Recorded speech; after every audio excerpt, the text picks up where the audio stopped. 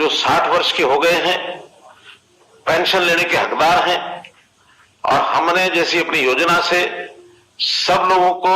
उनके घर जाकर अपने सरकारी किसी भी अधिकारी कर्मचारी को भेज करके पूछवाया कि आप ये ओल्ड एज पेंशन लेना चाहते हैं तो इस पत्र पर हस्ताक्षर करिए। लगभग प्रदेश में 40,000 ऐसे बंधु हैं जिन्होंने कहा कि नहीं, हम अपना काम अपने आप चला लेंगे, व्यवस्था हमारे पास है, इसलिए हम इस पैसे को नहीं लेना चाहते। जैसा अभी हम जानते हैं कि 2750 रुपया प्रति मास ऐसे बुजुर्ग भाइयों बहनों को मिलता है। अगले महीने से अर्थात जनवरी से ये राशि 2750 के बजाय और 3,000 रुपया महीना होने वाली है। हमारे कुछ ऐसे डिपार्टमेंट हैं जिन डिपार्टमेंट्स के जो रिटायर्ड कर्मचारी हैं उनके जिम्मे जब लगाया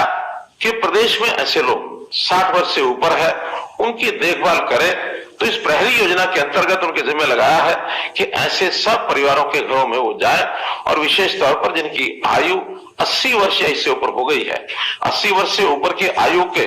ऐसे लगभग 3,30,000 बुजुर्ग हरियाणा प्रांत में हैं। और एक और बड़ी जो चिंता की बात ये भी है कि उसमें से लगभग 1% से ऊपर 3600 लोग ऐसे भी हैं जो अकेले रहते हैं। उनके परिवार के अंदर इस प्रकार की सहायता करने वाला व्यक्ति या तो होगा नहीं, या किसी कारण से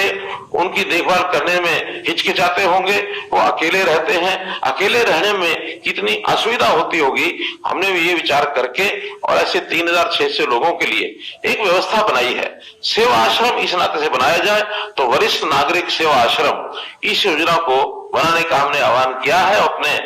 सरकार की ओर से इस काम को शुरू भी कर दिया गया है। रेवाड़ी में एक ऐसा आश्रम खोला जा चुका है, करनाल में निर्माणाधीन है, और अन्य 14 जिलों में इसके लिए भूमि भी और ले ली गई है। आज मुझे एक और मन में जो विचार आता है आपके सामने रखता हूं कि जैसे 40,000 लोग आप लोगों ने इस पेंशन का त्याग किया है,